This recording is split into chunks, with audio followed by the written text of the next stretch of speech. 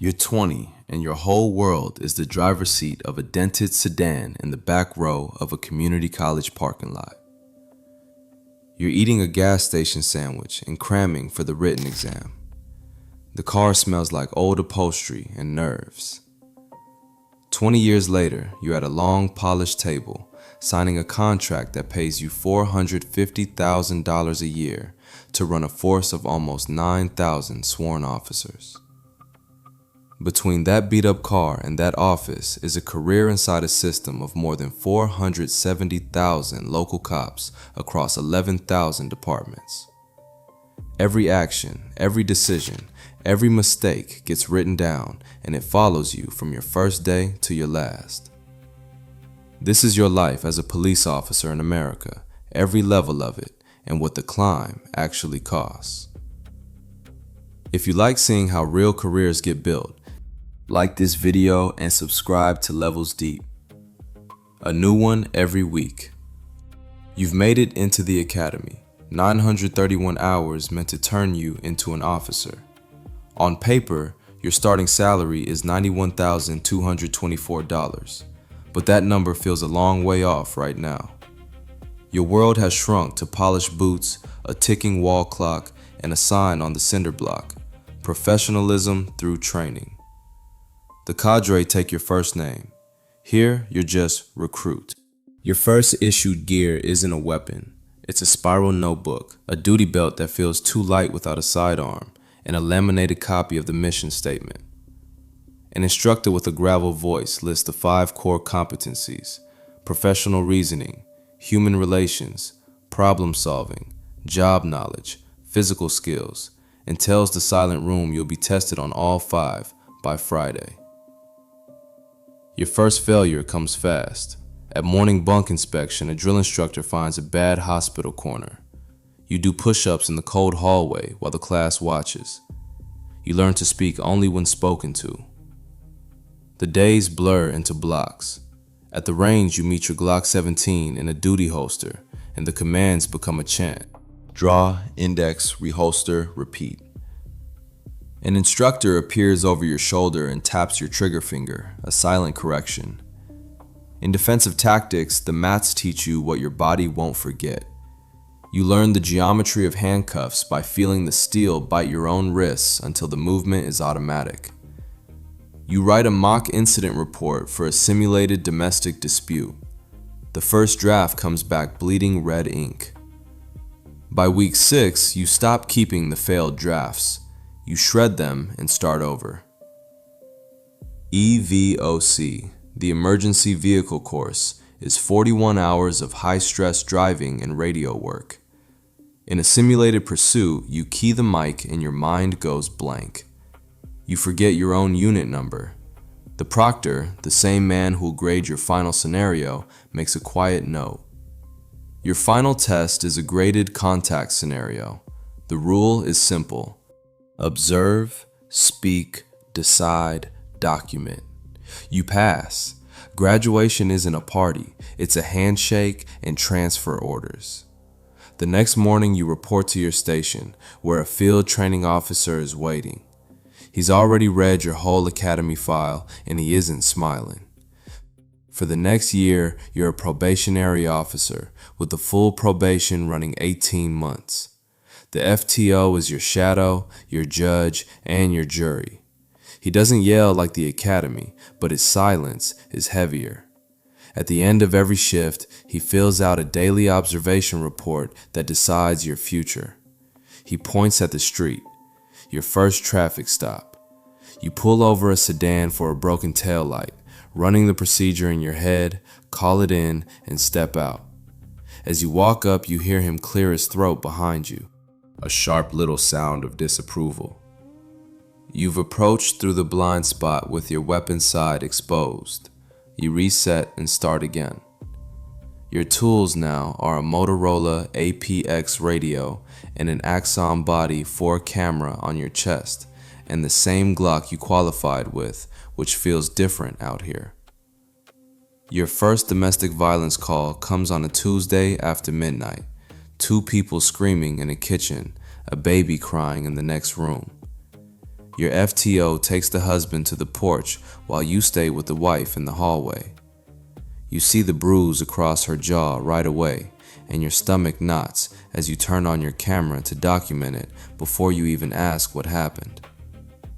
He watches your hand placement, your tone, your distance, and says nothing. Back at the station, he hands the report back with 3 corrections. Your chronology is off, you skipped a step in the chain of custody, and you left out a direct quote. You fix it. A few weeks later, on another stop, you forget to turn on your body camera and only catch it halfway through. He could write you up, a mark that could end your career before it starts.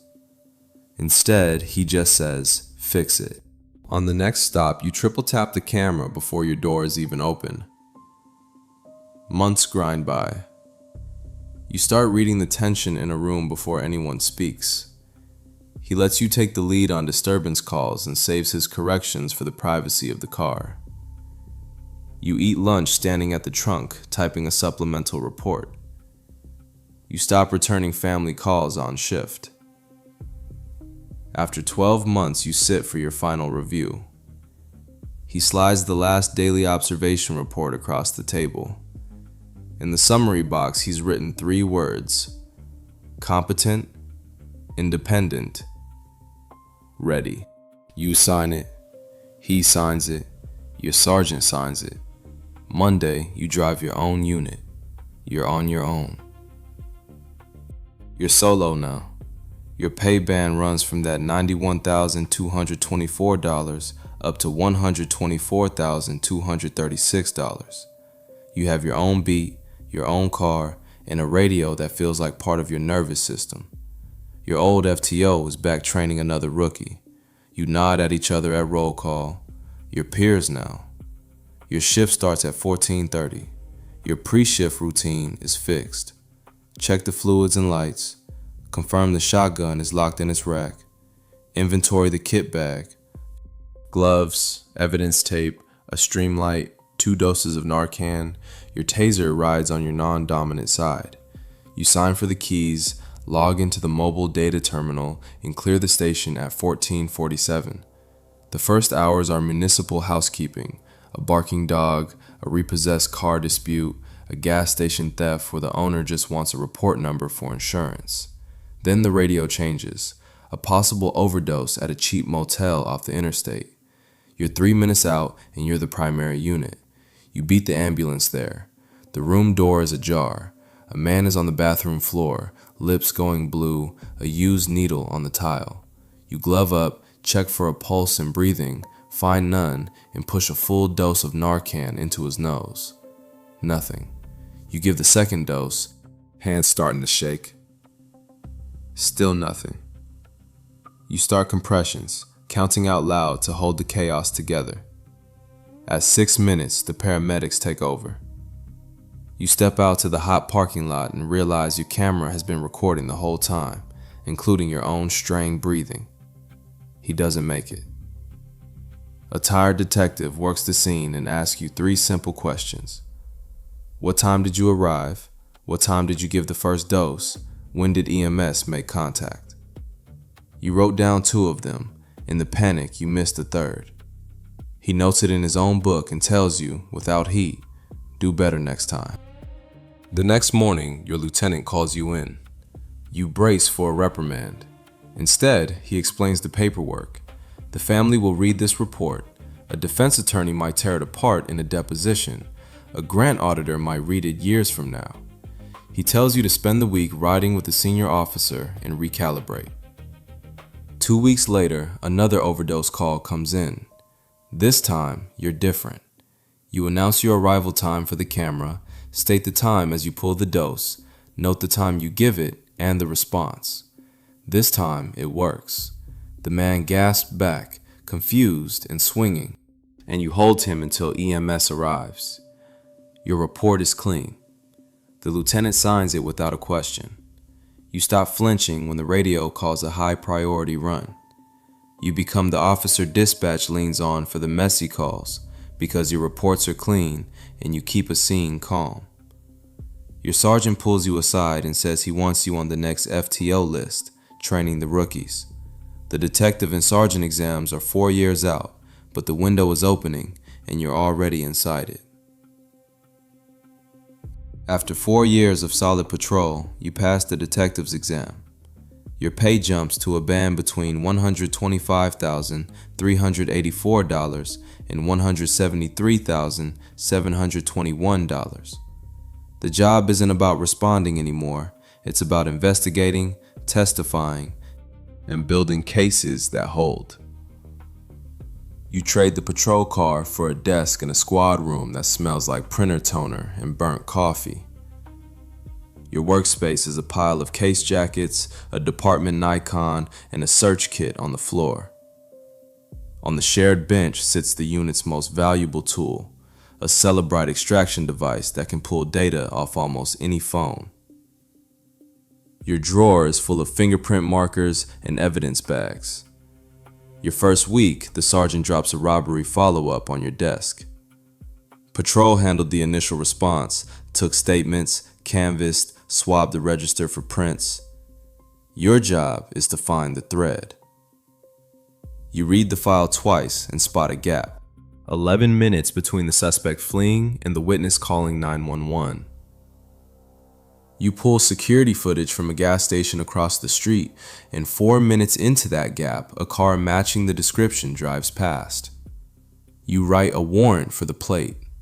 The next day, you're knocking on a door in a quiet neighborhood. The suspect's mother answers. He comes out of the back bedroom in his socks, and you cuff him on his own kitchen floor without raising your voice. The sergeant signs the case package that afternoon. The DA files charges Tuesday. The real test comes 9 months in. An officer-involved shooting. You're not the shooter, you're the lead investigator. You reach the scene at 3:40 under flashing lights, and the homicide lieutenant gives you a grim briefing. You start assigning roles. Your first step is the public safety briefing with the involved officer, and the procedure is rigid, set by the peace officer's Bill of Rights. It's narrow, recorded, and limited to immediate threats, injuries, and accounting for evidence. The officers' union rep sits in, silent. You don't ask why he fired. You ask only about location, his weapon status, and the number of rounds. Then you wait for the lab, the coroner, the sunrise. The voluntary walkthrough with the officer and his rep doesn't happen until 9:15. By the time you're done, the case file is 340 pages of forensic reports, statements, diagrams, and transcripts, and you hand it to the DA.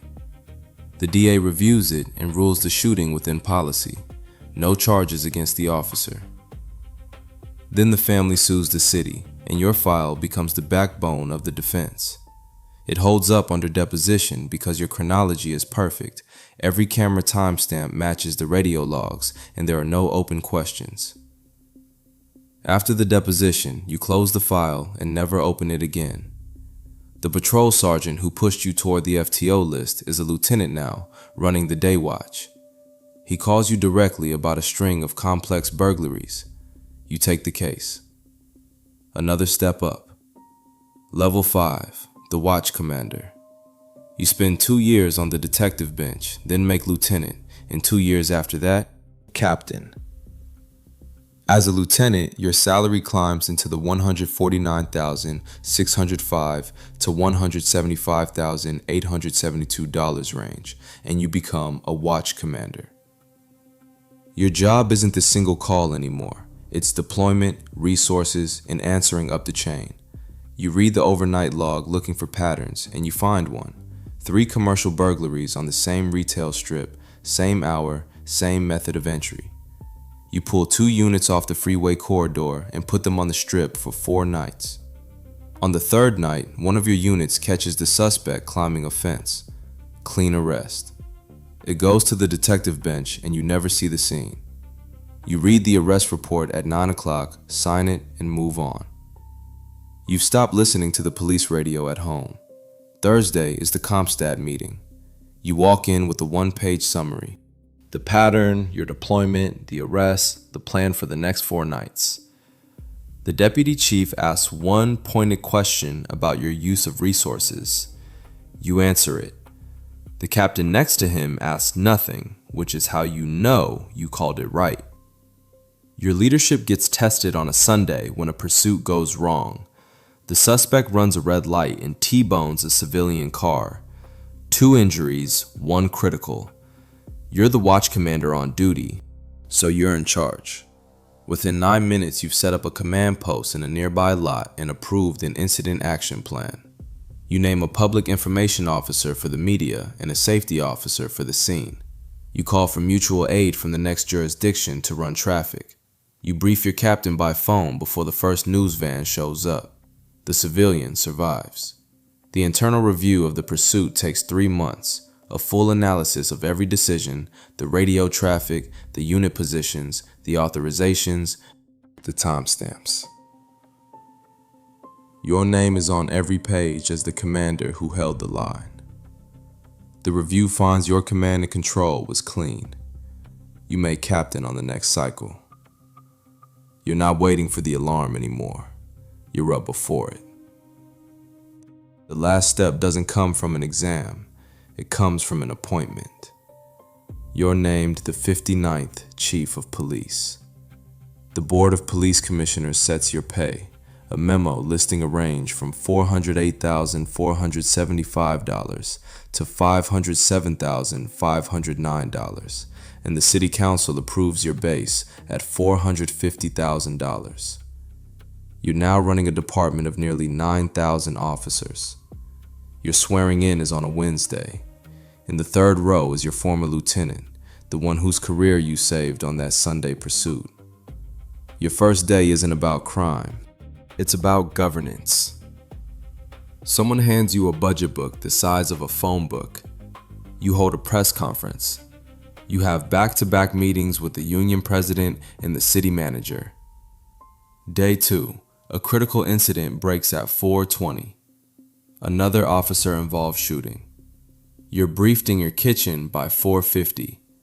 You confirm the command structure and approve the public messaging. Your PIO releases a careful statement at 9:00 with only verified facts. The mayor's office calls and you answer.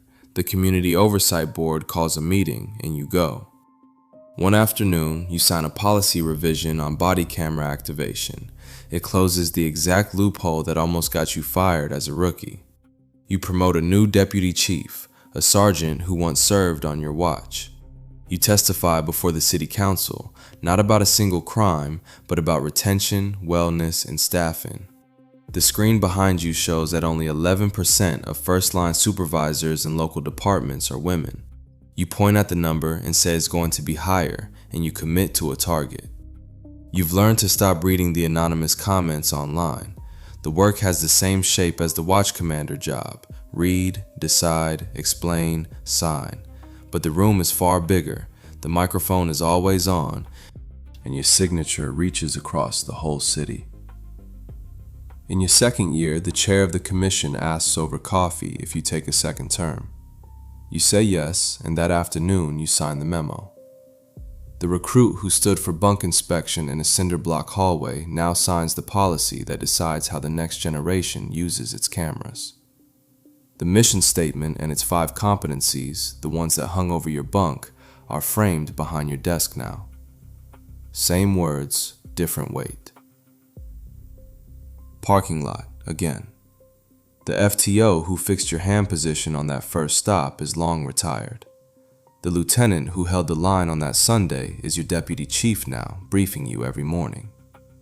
The sergeant who pushed you toward the detective's exam runs the academy, a promotion you signed yourself.